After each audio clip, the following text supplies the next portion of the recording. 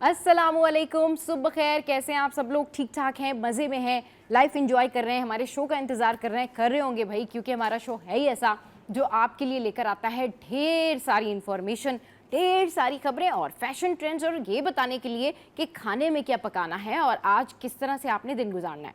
अच्छा, दिन गुजारने की जहाँ तक बात है तो बहुत से लोग क्या होते हैं कि सुस्ती और काहली का शिकार होते हैं। उनके अंदर इतनी सुस्ती होती है जस्ट बिकॉज ऑफ दैट कि उनकी पिछली ज़िंदगी में उन्होंने कुछ भी ऐसा नहीं किया होता जो बहुत कुछ एक्टिव हो, और उनकी बढ़ती हुई उम्र के साथ साथ वो और सुस्त, काहिल और लेज़ी हो जाते हैं।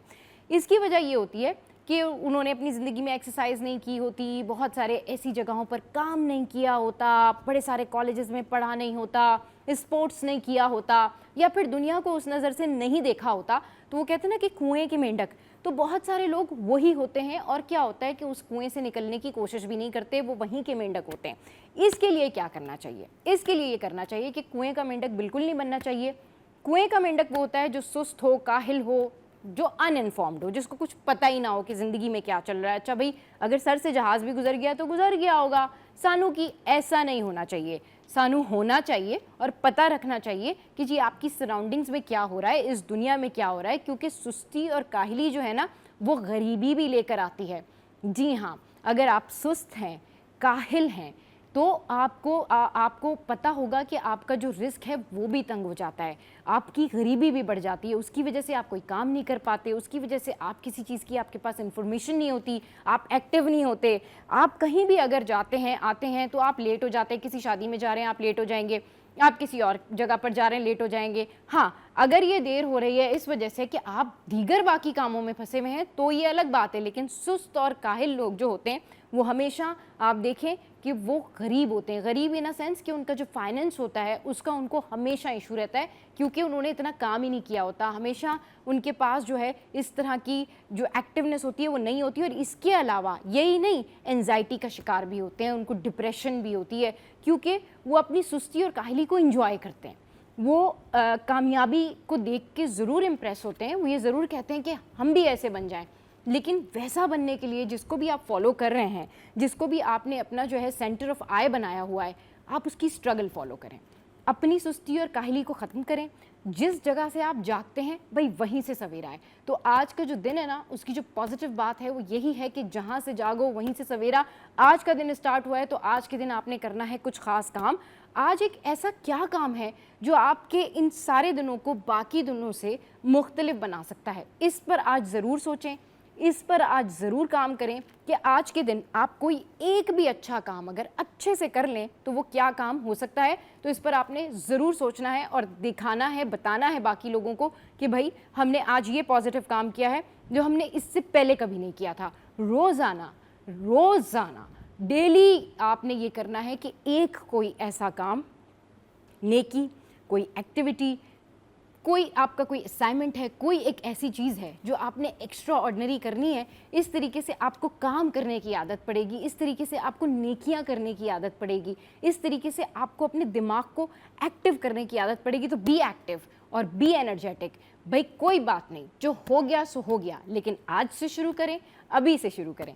अच्छा जी, अब कुछ बात करते हैं कि हमारा मूड अच्छा करने के लिए वैसे तो बहुत सारी ऐसी चीज़ें होती हैं जो हम ऑब्वियसली अपने दिमाग में सोचते हैं कि मूड ख़राब हो रहा है, चलो छोड़ो ये काम कर लेते हैं, वो काम कर लेते हैं, कोई अच्छी मूवी देख लेते हैं। लेकिन मैं आपको एक बात बताऊं, अच्छी मूवी देखने के लिए भी पहले अच्छा मूड होना लाजमी है, क्योंकि जब आपका मूड अच्छा होगा ना तभी आप मूवी देखेंगे। लेकिन एक चीज़ ऐसी है जो कि आपका मूड जो है ना वो बिल्कुल अच्छा कर सकती है। आप जब इसके बारे में सोचते हैं ना तो आप देखिए आपके जहन में कुछ पॉजिटिव आ जाता है, आप बड़ा पॉजिटिव सोचते हैं कि थोड़ा सा मुस्कुराहट आ जाती है। तो जैसे ही आप इस बारे में सोचते हैं, आप मुस्कुराते हैं, आप सोचते हैं और आपके जो थॉट्स हैं वो चेंज हो जाते हैं। और ये है जनाब आइसक्रीम। आज आपको बताते हैं आइसक्रीम के कितने ज़्यादा फ़ायदे हैं। तो आइसक्रीम जो है आपका मूड अच्छा करने में बहुत ज़्यादा जो है वो कारआमद रहती है। अच्छा, अब होता क्या है? होता कुछ इस तरीके से है कि जो आइसक्रीम है ना उसके जो इंग्रेडिएंट्स होते हैं, जैसे उसके अंदर जो चॉकलेट होती है या फिर उसके अंदर जो प्रोटीन होती है, उसके अंदर जो कैल्शियम होता है, वो आपके जो बोन्स हैं उनके लिए बहुत मुफीद होता है। अब पूछना ये है और सोचना ये है कि आप कितनी आइसक्रीम खाते हैं और क्यों खाते हैं। आइसक्रीम खाने के कितने फ़ायदे हैं, बस ये आप थोड़ी सी देर में जानिए। आइसक्रीम में जो है वो कार्बोहाइड्रेट पाया जाता है, जो कुछ हद तक जो है वो प्रोटीन भी कैरी करता है, और बहुत सारी आइसक्रीम जो है वो दूध से भी बनती है, और दूध जो होता है वो हड्डियों के लिए बहुत ज़्यादा बेनिफिशियल होता है। अच्छा, क्योंकि बहुत सारे लोग दूध नहीं पीते और वो कहते नहीं जी हमें नहीं अच्छा लगता, तो उनको चाहिए कि वो ये इस तरह की आइसक्रीम खाएं, और घर में दूध वाली आइसक्रीम जो है वो बना भी सकते हैं, जिसका तरीका हम आपको सिटी एट 10 में बताएंगे भी कि किस तरीके से ये जो दूध वाली आइसक्रीम है ये बनती है। तो ये जो आइसक्रीम होती है आपके लिए होती है बड़ी बेनिफिशियल। अब आपने करना क्या है, अब आपने करना ये है कि ये डिसाइड करना है कि आप दिन में कितनी दफ़ा ये आइसक्रीम खाना चाहते हैं। बहुत ज़्यादा नहीं खानी है, मुतवाज़न खानी है।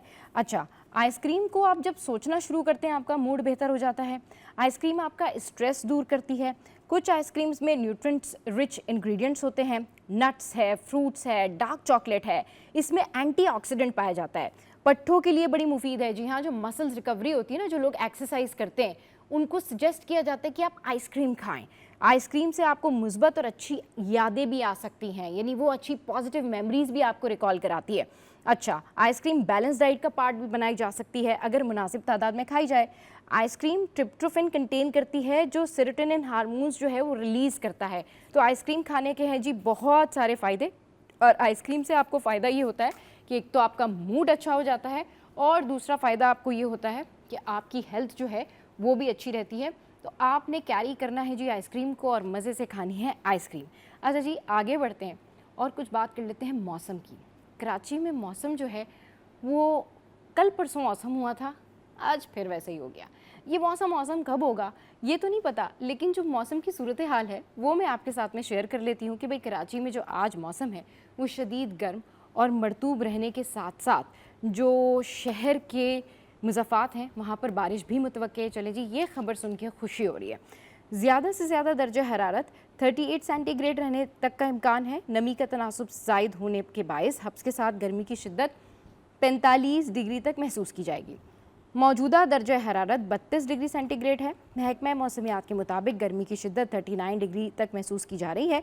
हवा में नमी का तनासुब 72% है, जबकि मगरबी सिमत से 10 किलोमीटर फ़ी घंटा की रफ्तार से हवाएं चल रही हैं। शहर का फ़िज़ाई मयार मुज़र सेहत करार। दुनिया के आलूदा तरीन शहरों में कराची 5वें नंबर पर मौजूद है। चलें जी, ये भी सुनना था।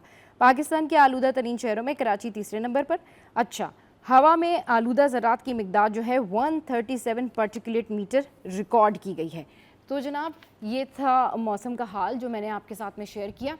अभी चलते हैं और आपको बताते हैं कि जिन जिन जगहों पर, जिन जिन इलाकों में बारिश हुई है वहाँ के मनाजिर क्या थे। ये खूबसूरत मनाजिर ज़रा आप इन वीडियोज़ में देखें, क्या ज़बरदस्त ये मनाजिर हैं जनाब। और ये देखें, ये है बहरिया टाउन, यहाँ पर हो रही है बारिश, और ये कितने ज़बरदस्त मनाजिर हैं बारिश के, क्योंकि इतना टाइम के बाद यहाँ पर बादल बरस रहे हैं, जम के बरस रहे हैं। और ये है जनाब गडाप, और ये दोनों हमने आपको फुटेजेस दिखाई हैं, गडाप की भी और बहरिया की भी, जहाँ पर ये जो बादल हैं ये बरस रहे हैं। और कितना मज़े से यहाँ पर जो लोग अंदर मौजूद थे उनके मुताबिक कि वो काफ़ी इंजॉय कर रहे थे। तो भाई कराची पे ये कुदरत कब मेहरबान होगी, और ये कुदरत मेहरबान हो जाए तो अच्छा है। चले जी, अब आपको दिखाते हैं कि आज पूरा दिन जो है वो मौसम की क्या सूरत हाल रहेगी और मौसम कैसा रहेगा। So here we go now. अच्छा जी, चाय भी पीते जाएं, मौसम भी बताते जाएं। 37 सेंटीग्रेड जो है वो रहेगा 11 बजे, 38 सेंटीग्रेड रहेगा 12 बजे, 39 रहेगा 1 बजे, और 40 सेंटीग्रेड रहेगा 2 बजे। तो ये तो जी मौसम की हो गई सूरत हाल। अब चलते हैं दालों की जानिब। जी हाँ, आपका और हमारा फेवरेट सेगमेंट दालें। दालों के क्या रेट्स हैं ये मैं आपके साथ में शेयर करती हूँ। सबसे पहले है दाल माश। अच्छा, पहले ये 405 थी, लेकिन अब हो गई है 385। अच्छा, उसके बाद जो है वो मूंग की दाल है, ये हो गई है 380। उसके बाद जो है वो मसूर की दाल है, ये हो गई है जनाब 260। अच्छा, उसके बाद जो है वो दाल चना है, ये फिर हो गई है 280। अच्छा, फिर काबली चना जो है ये हो गई है 350। तो ये तो मैंने आपके साथ में दालों के रेट्स जो हैं वो शेयर किए। अब जल्दी से बढ़ते हैं और गोल्ड के प्राइस जो हैं वो आपके साथ में शेयर कर लेते हैं कि गोल्ड के क्या प्राइस हैं। तो सोना सस्ता हुआ या महंगा, बस अभी जान लेते हैं। मुकामी और आलमी मार्केट में सोने की कीमत में कमी, वाओ दैट्स ग्रेट। अच्छा, आलमी मार्केट में सोना $18 सस्ता होकर $3,414 फ़ी ऑन्स हो गया। फ़ी तोला सोना 700 रुपये सस्ता होकर 3,62,300 रुपये पर आ गया। अच्छा जी, एक तोला चांदी की कीमत 3,787 रुपये की सतह पर बरकरार रही है। तो ये तो जी हैं गोल्ड प्राइस। अच्छा, अब चलते हैं और जल्दी से जान लेते हैं कि जो वेजिटेबल प्राइस हैं वो क्या हैं और जो स्टैटिक प्राइस हैं, क्योंकि आपने जाके तो महंगी सब्ज़ी ख़रीदनी होती है, लेकिन हमने तो आपको बताना होता है ना कि जो स्टैटिक रेट्स हैं वो कौन से हैं। टमाटर है जी 52। अच्छा, आलू जो है वो है 46, लहसुन है 230, अदरक है 575, गाजर है 81, तुरई है 58, लौकी भी 58, फूल गोभी है 115, खीरा है 58, आंखों के लिए बेहतर, भिंडी जो है वो 82 है। देन व्हाट वी हैव, प्याज 29। अच्छा जी, चले जी, ये तो हो गया हमारा वो सेगमेंट जो हम आपको ज़रूर बताते हैं कि आपने क्या क्या कुछ जो है वो किन कीमतों पे ख़रीदना है, क्योंकि बताना तो हमारा काम है। अब बढ़ते हैं और आपको बताते हैं कि पहले आइए पहले पाइए बाकमाल लोग, लाजवाब सर्विस। जी हाँ, I am talking about PIA की जो निजकारी है उसके हवाले से ये खबर है कि कौमी एयरलाइन पीआईए की निजकारी का मामला मुल्क के बड़े ग्रुप्स और पीआईए मुलाजमीन ने कौमी एयरलाइन की खरीदारी में दिलचस्पी जाहिर कर दी है। और ये जो ग्रुप्स हैं उनके बारे में भी आपको बताते हैं कि ज़राए प्राइवेटाइजेशन कैश जो है, ये ज़राए प्राइवेटाइजेशन कैशन फौजी फर्टिलाइज़र कंपनी ने अपनी पेशकश प्राइवेटाइजेशन कमीशन इस्लामाबाद में जमा करा दी है। पीआईए मुलाजमीन ने भी पीआईए की खरीदारी के लिए अपनी पेशकश कराई है। मियां मंशा ग्रुप है, इसमें आरिफ हबीब ग्रुप है, टबा ग्रुप ने भी पीआईए को खरीदने के लिए निजकारी कमीशन को दरख्वास्त दी है। अच्छा, सीबीए, पीपल्स यूनिटी और पीआईए सेंटर स्टाफ एसोसिएशन सासा ने मुश्तरका तौर पर पीआईए की खरीदारी की पेशकश भी जमा कराई है। मुलाजमीन का मौक़िफ़ है कि कौमी एयरलाइन की खरीदारी के लिए पहला हक उनका है। अच्छा जी, फिर उसके बाद क्या है, उसके बाद कुछ इस तरीके से है कि पीआईए की खरीदारी के लिए पेशकश जमा कराने की जो आखिरी तारीख है वो है 19 जून। तो ये जनाब ये है 19 जून जिसको ये इसकी लास्ट डेट है, पीआईए की प्राइवेटाइजेशन के लिए लास्ट डेट है 19 जून। अब कुछ बात कर लेते हैं हमारे एक्टर्स की। भाई, हमारे जो एक्टर्स हैं उनकी बड़ी ख्वाहिश होती है कि वो पाकिस्तानी मूवीज़ अगर बना रहे हैं, काम कर रहे हैं, तो वो लोग देखें भी। इसके ऊपर एक बड़ा पॉजिटिव पैगाम जो है वो एक्टर फैसल कुरैशी ने दिया है। आइए आपको दिखाते हैं कि ये क्या कह रहे हैं। Welcome back. अच्छा जी, अभी कुछ खबरें शामिल करते हैं, उसके बाद फिर जो है वो हमारा जो न्यूज़ सेशन है वो स्टार्ट होगा।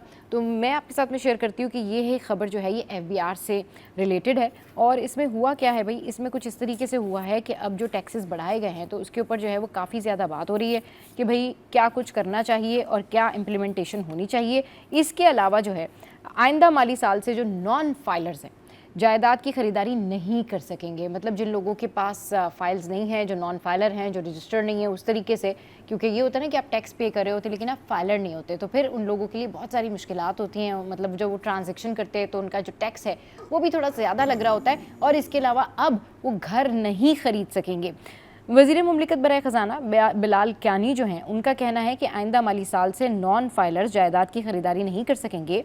1 करोड़ रुपए की खरीदारी पर आमदन के ज़राए नहीं पूछे जाएंगे और 5 साल में एक बार ही ऐसी जायदाद खरीदी जा सकेगी। सेक्रेटरी ख़जाना इमदाद बुसाल साहब जो हैं उनका कहना है कि अगर बैनुल-अक़वामी मार्केट में पेट्रोलियम मसनूआत की कीमतें बढ़ती हैं तो उसके असरात सारिफीन को मुंतकिल किए जाएंगे। पेट्रोलियम या कार्बन लेवी में कमी नहीं होगी। कार्बन लेवी से हासिल रकम क्लीन फ्यूल और इलेक्ट्रिक व्हीकल्स के फ़रोग के इस्तेमाल के लिए की जाएगी। इसराइल की ईरान के साथ जंग के बायस ज़रूरत पड़ी तो सितंबर में बजट अहदाफ पर नज़रसानी की जा सकती है।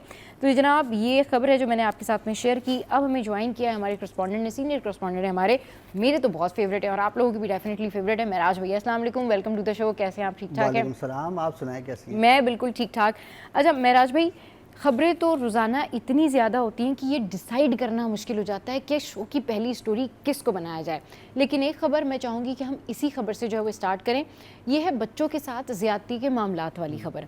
अभी जो रिसेंटली खबर आई है उसमें ये खबर है कि बच्चों को ज़्यादती के बाद कत्ल करने वाले मुलजिम को सज़ाए मौत सुना दी गई है। अच्छा, चाइल्ड प्रोटेक्शन कोर्ट ने 3 बच्चों को ज़्यादती के बाद कत्ल करने वाले मुलजिम को सज़ाए मौत सुना दी। ये वाक़या हुआ था पेशावर में, जहां पर 3 बच्चों को ज़्यादती के बाद कत्ल केसेस में नामजद मुलजिम की मुकदमे की समाअत चाइल्ड प्रोटेक्शन कोर्ट में हुई। अदालत ने मुलजिम सुहेल को जुर्म साबित होने पर 3 बार मौत और कैद की सज़ा सुनाई। अदालत ने मुलजिम पर मजमूई तौर पर 27 लाख रुपए जुर्माना भी आयद किया। पब्लिक प्रोसिक्यूटर का कहना है कि मुलजिम सुहेल उर्फ मलंगे ने पेशावर में 3 मुख्तलिफ जगहों पर बच्चों का रेप किया। मुलजिम ने रेप के बाद तीनों बच्चों को कत्ल भी किया। अल्लाहु अकबर। वाक़यात 17 जुलाई 2022 को पेश आए थे। पब्लिक प्रोसिक्यूटर का कहना था कि मुलजिम के खिलाफ थाना शर्की, थाना गरबी और थाना गुलबर्ग में मुकदमात दर्ज थे। मुलजिम ने इलाका मजिस्ट्रेट के सामने इकबाल जुर्म भी किया था। वाक़यात किसी भी शहर में हो पाकिस्तान के, लेकिन ऐसे वाक़यात कराची में भी हैं और बड़ी तादाद में जो रिपोर्ट नहीं होते। ये खबर आज डिस्कस करने का मतलब ये है कि ये अच्छी बात है कि कम से कम ये मुजरिम पकड़ा गया और सज़ाए मौत सुना दी गई। अगर इसी तरीके से ये जुर्म रिपोर्ट होंगे और सज़ाए मौत होंगी तो ये मेरे ख्याल में बाकी लोगों के लिए भी इबरत का निशान होगा कि वो इस तरह की हरकतें ना करें। ये बताएं महराज भाई, ओवरऑल अभी ये जो सारा चला है 1 से 1.5 माह में, क्या बच्चों के अगवा होने के कोई वाक़यात रिपोर्ट हुए हैं कराची में, या बच्चों के साथ ज़्यादती के कोई वाक़यात आपके नॉलेज में आए हो? तो थोड़ा सा बताएं इसका क्रैकडाउन किस तरह किया जाए, क्योंकि इससे पहले भी आपने एक स्टोरी की थी जिसमें एक बच्चा था जो टैंक के अंदर पता नहीं उसको गिर गया था और वो कोई अपना ही उनका इन्वॉल्व था। तो इन वाक़यात में कितनी कमी आई और उसके बाद से रोकथाम के लिए क्या इकदाम किए गए? देखिए जी, इस हवाले से बात है कि काम तो बहुत अरसे से चल रहा है, लेकिन सूरत इसमें ये होती है कि अमूमन इस तरह के जब वाक़यात होते हैं तो उसमें लोग उस क्राइम को रिपोर्ट नहीं करते।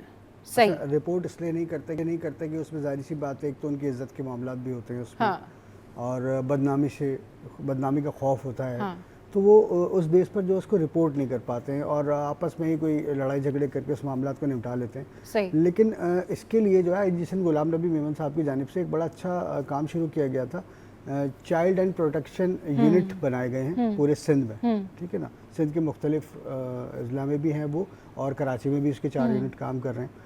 अब उसमें बारहा हमने ये देखा कि अगर उनकी वेबसाइट पे भी जाएं तो उसमें इतनी आसानी दी गई है कि भाई अगर आप ऐसा समझते हैं कि आपके बच्चे के साथ कुछ ऐसा हुआ है तो आप बिल्कुल घबराएं नहीं, शर्माएं नहीं, और आप उसको बात को अगर खुफिया भी रखना चाहते हैं तो आप वेबसाइट पर रब्ता करके डायरेक्टली जो है वो जो कंसर्न ऑफिसर है उससे आप आकर मिलें और उनके खिलाफ कार्रवाई की जाएगी। इसी तरह ख़वातीन के साथ जो तशद्दुद और ज़्यादती वाले मामलात हैं उस पर भी जो है ये वर्क कर रहा है। अच्छा, ये बन तो गए सेल, लेकिन इसमें हमने ये देखा है कि गुज़िश्ता 2 सालों में कि जो रिपोर्टिंग का जो वो है तादाद है लोगों की, वो इंतहाई कम रिपोर्ट नहीं करते।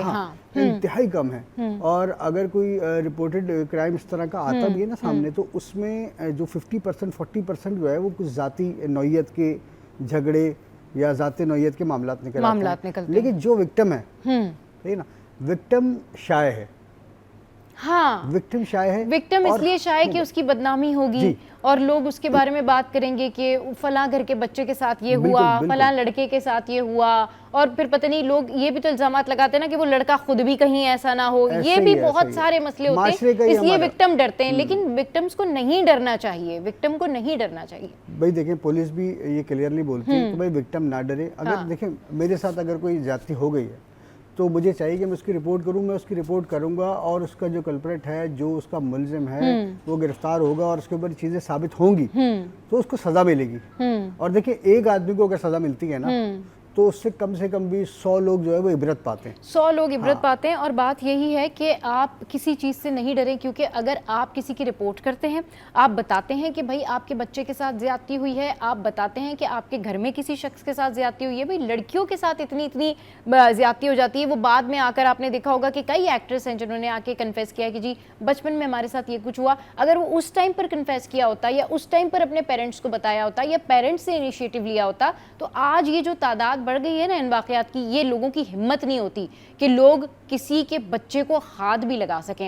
ये तो छोटे बच्चे की बात है ना, बड़े लड़कों के साथ भी ये हो जाता है, बड़ी लड़कियों के साथ भी ये हो जाता है। तो ऐसे मामलात को रिपोर्ट करें। आप विक्टिम हैं, वैसे भी आप इनोसेंट हैं, आप मासूम हैं, बिल्कुल भी ना डरें। क्योंकि ये जो बाकी आप जिन लोगों से डरते हैं या जिन लोगों का आपको खौफ होता है कि कोई आपका ख़ानदान वाला है, ख़ानदान वालों का वो मौक़िफ़ मैटर नहीं करता जब तक उनको हकीकत पता ना हो। तो फिर आपने बिल्कुल भी नहीं डरना है और ऐसे लोगों को रिपोर्ट करना है। ऐसे लोगों के आपने सबूत देने हैं कि ऐसे लोग किस तरीके से, कहाँ से आपके बच्चे को लेकर गए, कहाँ से ट्रैप किया, कहाँ से किसको ब्लैकमेल किया और किसके बारे में उन्होंने क्या कुछ किया। तभी ऐसे लोग जो हैं वो सजाए मौत तक पहुँच जाते हैं। अच्छा जी, अगला टॉपिक स्टार्ट करते हैं। जो अगला टॉपिक है वो टॉपिक कुछ इस तरीके से है। महराज भाई, मुझे लगता है कि हमारा जो ये मुल्क है ना, ये हम पता नहीं किस तरफ निकल गए हैं और पता नहीं क्या हम कर रहे हैं। मतलब हमारी जो केनाल है वहाँ नहाने के लिए गए और सारा कुछ हुआ। मुझे ये अपार्ट फ्रॉम दैट कि वहाँ पर लोग मौजूद हैं, केनाल का पानी कैसा है क्या है, अब केनालों से भी पानी चोरी हो रहा है। मतलब ये वो हालात हैं कि जो हैरानकुन हालात हैं कि आप देखिए केनाल भी नहीं छोड़ी, भाई कुछ तो छोड़ दें इस मुल्क में। अच्छा, इसमें सूरत ये है कि आपको पता है कि कराची में 60% जो है ना पानी की बहुत ज़्यादा कमी है। ठीक है सही। आपको आए रोज पता चलता है ना कि फला जगह एहतजाज हो रहा है, पानी नहीं है, पानी नहीं है। ठीक है। अच्छा चलें वो कुछ ऐसे इलाके हैं कि चले जहाँ पर कोई मसाइल हों। अच्छा, जो वेल डेवलप्ड जो इलाके हैं वहाँ पर भी पानी की सूरत बहुत ज़्यादा ख़राब हो चुकी है। ठीक है ना, कोई भी आप इलाका उठा लें। अब बात यह है कि पानी की शॉर्टेज हमारे यहाँ कराची में एक तो अलमिया ये है कि यहाँ माफियाज बहुत हैं। ठीक है ना, और इसको माफियाज का शहर भी कहा जाता है। बिल्कुल सही है ना। यहाँ ठेला माफिया से लेके जो है वो टैंकर माफिया तक, बिल्डर माफिया से लेकर जो है वो मंशियात माफिया तक, मंशियात माफिया से लेकर मुख्तलिफ किस्म के यहाँ पर माफियाज जो है वो काम कर रहे हैं। अच्छा, पानी पर हम देखते हैं कि रेंजर्स ने कितने सारे ऑपरेशन कर डाले, जाली कनेक्शन काट डाले। अच्छा, वाटर बोर्ड भी इसके साथ बिल्कुल साथ साथ रहा। उसके बाद वो रजिस्टर्ड किया गया जी वाटर टैंकर्स को। हाँ, अच्छा, इतनी मेहनत की गई कि भाई, और प्रेस ब्रीफिंग्स भी हुई इस पर। हम भी बड़े हैरान थे। तो भाई बात ये थी, सबसे पहले तो मेहनत अगर आप इस पे कर लेते कि पानी लाइनों में आ जाए और लोगों तक पहुंच जाए। बिल्कुल, इतनी मेहनत आपने की। इतनी मेहनत करने के बाद आपने की किस लिए? कि वो वाटर टैंकर रजिस्टर्ड हो जाए और वो पैसे दे दे। मतलब बेचेगा वो उतने गई। सही। मुझे एक आम आदमी को पानी नहीं मिला। एक आम आदमी को पानी 12,000 रुपए का टैंकर खरीदना पड़ रहा है। सही। ठीक है, और मेरा जो टैक्सेस से चलने वाला इदारा है, यानी हमारा सही है ना, सही, वाटर बोर्ड। अब वो जो है वो इस चीज पर मेहनत कर रहा है पाकिस्तान रेंजर्स सिंध के साथ मिलके कि पानी चोरी रोकने के बाद इन हाइड्रेंट्स को और इन हाइड्रेंट्स से जो लिंक जो टैंकर्स हैं 4,000, 5,000, 6,000 उसको हम किसी तरह कैप्चर कर लें। उस पर बारकोड डाल दें और डाल दिया, कामयाब भी हो गए। भाई किसके लिए? सही बात, किसके लिए आपने काम किया? सही। अच्छा, अब आगे बात पानी की। 12,000 के टैंकर्स जो हैं वो आवाम ले रहे होते हैं, सोचें आप। ठीक है, आवाम को तो कोई रिलीफ नहीं मिला। भाई आपने इतनी बड़ी ड्राइव कर दी, आपने महीनों या ऑपरेशन चलाया, ऑपरेशन चलाने के बाद उसका नतीजा क्या है? हमारी लाइनों में पानी नहीं है। मैं PCHS ब्लॉक 2 में रहता हूँ, पानी नहीं आ रहा है। क्या करें? टैंकर डलवा रहे हैं लोग, बोरिंग्स करवा रहे हैं, बोरिंग से सबसॉइल पानी जो है वो इस्तेमाल कर रहे हैं लोग, मजबूर हैं। पीने का पानी वो खरीद के पीते हैं, नहाने का पानी वो खरीद के डाल रहे हैं, या बोरिंग करके लाखों रुपए लगा के वो पानी इस्तेमाल कर रहे हैं। वाटर बोर्ड इंतजामिया तो कोई पानी नहीं दे रही। अच्छा, अब माफियाज की बात हो जाए। इस कराची में टैंकर माफिया आज की है नहीं। ठीक है ना, टैंकर माफिया बरसों से ये काम कर रहे हो और अब उसके पंजे इतने मजबूत हो चुके हैं कि नलों में तो पानी उसको भी पता नहीं आएगा और हमें भी पता नहीं आएगा। सही ना। सबने राब्ते नंबर रखे हुए कि यार टैंकर वाले का नंबर जरूर होना चाहिए, एक का नहीं तो दो के रखो, वो बिजी है। दूसरे को फोन कर रहे हैं, वो भी बिजी है। भाई ऐसा कौन सा काम चल रहा है कि वही बिजी है? सही बात है, बिल्कुल। तो बहरहाल इसमें पूरी मशीनरी जाहिर सी बात है मुबैना तौर पर मुलविस है। और हम तो यहाँ पुलिस की करप्शन को रो रहे होते हैं। सही है ना। तो हमारे तो माशाल्लाह तकरीबन हमारे तमाम इदारों में इस तरह की गंगा है। बिल्कुल। तो ये जो मामला है वाटर बोर्ड का मामला, इसका तो जो करप्शन की इंतहा है वो ये है कि यहाँ रात भर में करोड़ों रुपए का मामला जो है ना वो मुबैना तौर पर ऊपर नीचे होता है। तो अब सूरत हाल यह आ गई कि टैंकर माफिया ने जब देखा कि भाई ये मामला हो रहे हैं, बारकोड बन रहे हैं, वहाँ भी पैसे देने पड़ेंगे, अब उन्होंने जी मंगो पीर का रुख किया। अच्छा, मंगो पीर का भी मामला जो है ये कोई पुराना मतलब नया मामला नहीं है। वहाँ हमेशा से पानी चोरी होता रहा है।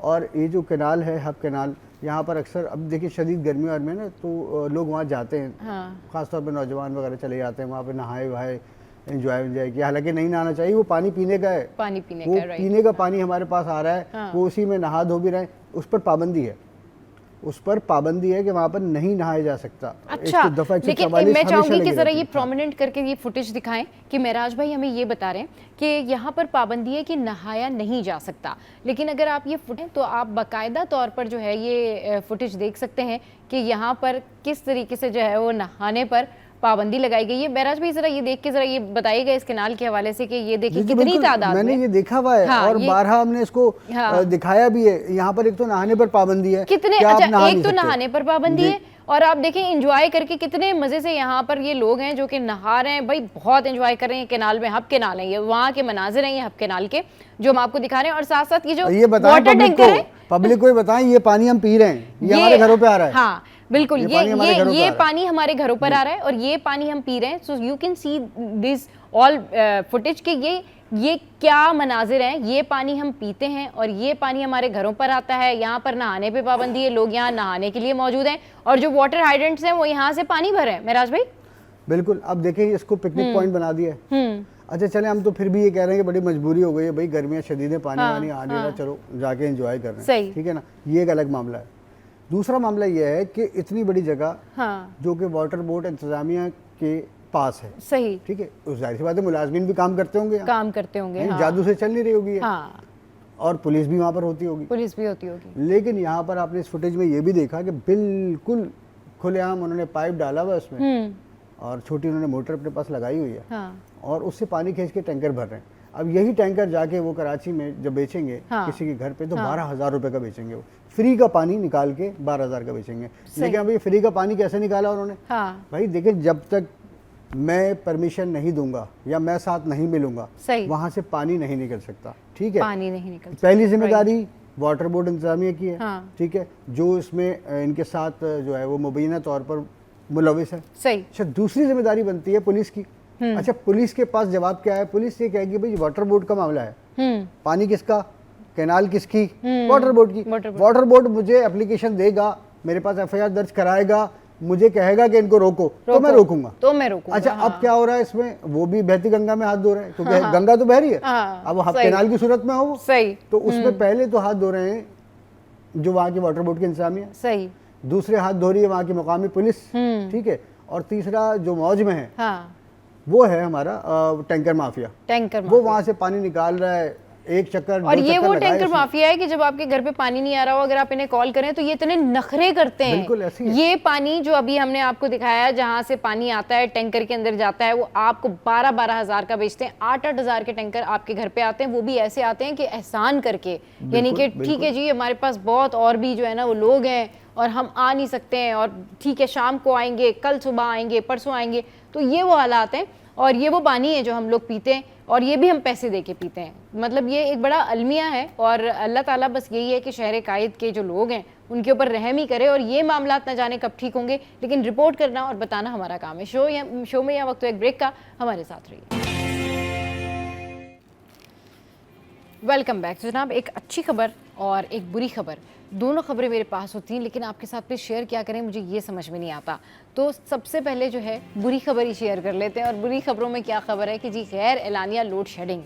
अच्छा, एक तो मतलब लोड शेडिंग होना ही नहीं चाहिए, पहली बात तो ये है, और गैर एलानिया लोड शेडिंग उस पर मतलब आप देखें कि हम आवाम कितने अच्छे हैं कि लोड शेडिंग को भी ऑर्गेनाइज कर दिया गया है कि जी हमें बता के हमारी लाइट ऑफ कर दी, लेकिन हमें बता के भी लाइट ऑफ नहीं हो रही।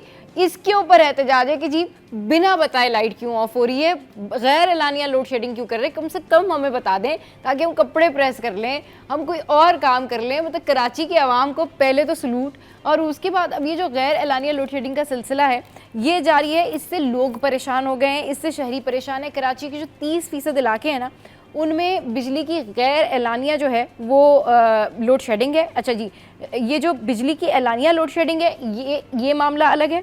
कराची का जो 30% हिस्सा है वहाँ पर जो है वो बिजली की एलानिया लोड शेडिंग है। अच्छा, मेरे जो प्रोड्यूसर साहब हैं वो कह रहे हैं कि जी छुट्टी वाले दिन भी जो है वो लाइट नहीं होती, और ये बात बिल्कुल ठीक है। आप लोगों ने भी हमें ना बताना है कि भाई आपका जो एरिया है वहाँ पर कौन कौन से दिनों में लाइट नहीं होती।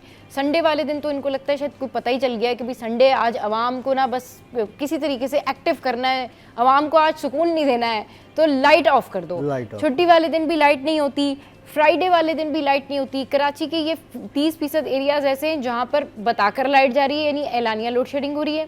कई एरियाज ऐसे हैं जहाँ पर गैर एलानिया लोड शेडिंग हो रही है। अच्छा, कराची के 70% इलाकों में बिजली की बिला तातुल फरहमी जारी है, ये कह रहे हैं तर्जुमान के इलेक्ट्रिक, यानी ये जो के इलेक्ट्रिक हैं वो ये कह रहे हैं। अब आप लोग बताएं आप इस बात से कितने मुत्तफिक हैं और कितने मुत्तफिक नहीं है।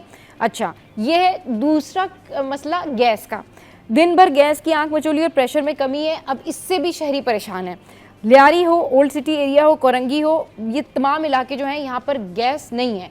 मेरे घर में भी गैस नहीं है, बड़ी मुश्किल से गैस आती है। गैस आ जाए तो ठीक है, नहीं आए तो फिर ऑब्वियसली वो सिलेंडर का इस्तेमाल करना पड़ता है। लेकिन हैरान कुन बात ये कि गर्मियों में हम ये दुआ करते हैं कि जी गर्मियों में हमें पता होता है कि लाइट नहीं होगी और सर्दियों में पता होता है कि गैस नहीं होगी। हम कैसे लोग हैं कि हमने किस तरीके से अपना दिमाग जो है ना वो बनाया हुआ है। इनफैक्ट गर्मियों में भी गैस नहीं है, मेरे घर पे स्टिल अभी यही प्रॉब्लम होती है। ये मसला कैसे सॉल्व होगा? के इलेक्ट्रिक तो कह रही है कि 70% एरियाज़ में बिजली की फराहमी जारी है, कहीं एलानिया है कहीं गैर एलानिया है। अच्छा, एक बात है कि देखें गर्मी इतनी शदीद है और ख़ास तौर पे भी 3-4 दिन से ना इतनी शदीद गर्मी है कराची में सही कि यकीन करें कि लोग बिलबिला रहे हैं। बिलबिला रहे हैं लोग। रात को भी हब्स चल रहा है, दिन में भी हब्स चल रहा है। अब उसमें बिजली जब चली जाती है, जाहिर सी बात है सबसे पहला मसला ये होता है कि आपकी नींदें ख़राब हो जाती हैं। ठीक है, नींदें ख़राब हुई तो आपको पूरा दिन डिस्टर्ब गुजरना है, ये बात है। अच्छा, सुबह बच्चों का स्कूलिंग है, कामों पे जाना है। चले अब तो छुट्टियां जून जुलाई की बच्चों की छुट्टियां हो गई, सही है, लेकिन लोगों ने काम पे तो जाना है ना, ऑफिस जाना है, नौकरियों पे जाना है, जॉब पे जाना है, नाश्ता बनना है। अब सुबह उठ के खातून खाने ने अगर चूल्हा ऑन किया, अब गैस नहीं है, ठीक है। तो अब लोग कराची वाले इतने सब्र में आ गए हैं कि उन्होंने जाहिर सी बात है मुतबादिल का इंतजाम कर रखा है। अभी मैं आपको बताऊं, इस कराची में तकरीबन 70% घर ऐसे होंगे जिनको पता है कि यार गैस का कोई पता नहीं है कि कब चली जाए और कब आ जाए। हाँ। ठीक है, अब आप फर्ज करें ना कि 10 बजे सबकी गैस चली जाती है रात को अमूमन, जो ऐलानिया है। जी बिल्कुल, हाँ। अब 10:30 बजे आपके घर पे मेहमान आ गए, सही, क्या करेंगे? यही तो प्रॉब्लम है। हम सब ऑप्शन पे जा रहे हैं, ऑप्शन पे जा रहे हैं। हाँ भाई देखें, पानी हम खरीद रहे हैं, हाँ, पीने का पानी हम खरीद रहे हैं, नहाने का पानी हम खरीद रहे हैं। अच्छा, फिर हम अब गैस सिलेंडर्स भी हमने रख लिए अपने घर पे। मैंने भी रख लिया और मेरे कितने रिश्तेदार हैं मुझे पता है कि उन सब ने गैस सिलेंडर खरीद के रख लिया कि भाई अगर 10:30 बजे कोई मेहमान आ गया, चूल्हा नहीं जल रहा, उसको चाय कैसे पिलाई जाएगी, या उसके लिए कुछ बनाना पड़ जाए तो क्या होगा? सिलेंडर रखा हुआ है या कोई ना कोई अल्टरनेट कुछ बंदोबस्त सब ने करके रखा हुआ है। तो फिर हम इसको क्यों मेगा सिटी बोलते हैं? क्यों बोलते हैं कि भाई इतने भारी रेवेन्यू अदा करने वाला ये शहर क्यों बोलते हैं? Karachi is a mega city, mega city है, लेकिन लोग जो है ना वो इस मेगा सिटी के वो विलेज वाली जिंदगी गुजार रहे हैं। मतलब गैस कब आएगी, लाइट कब आएगी, लाइट कब जाएगी इनफैक्ट, और मतलब पानी है नहीं, मतलब टैंकर वाला कब आएगा, अच्छा जी ये ट्रैफिक जैम कब खत्म होगा। यानी हम लोग अगर देखा जाए तो इस मेगा सिटी के अंदर जिस थॉट से रहते हैं, एक आम कराची हाइट जब सुबह सोकर उठता है वो उसके जहन में सबसे पहला ये क्वेश्चन होता है कहाँ से जाऊंगा, कहाँ ट्रैफिक जैम नहीं होगा, मतलब किस तरह पहुंचना है। फिर उसके बाद उसको ये ख्याल आता है जल्दी से मैं अपने काम कर लूँ, कहीं लाइट ही नहीं चली जाए। फिर ये ख्याल आता है पता नहीं नाश्ता आज होगा कि नहीं होगा, गैस है या नहीं है। यकीन करें ये 3 क्वेश्चन एक नॉर्मल इंसान के जहन में ज़रूर होते हैं, चाहे वो फाइनेंशियली स्ट्रांग है या वो गरीब है, वो अमीर है।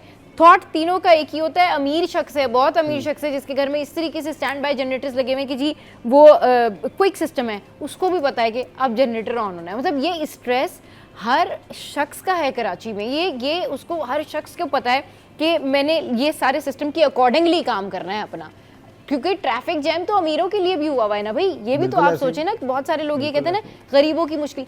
ये जब सिस्टम ठीक नहीं होता, जब गैस नहीं है तो वो सबके घर पे नहीं है, जब ट्रैफिक जैम है तो वो सबके लिए है, जब लाइट नहीं है तो सबके घर पे नहीं है।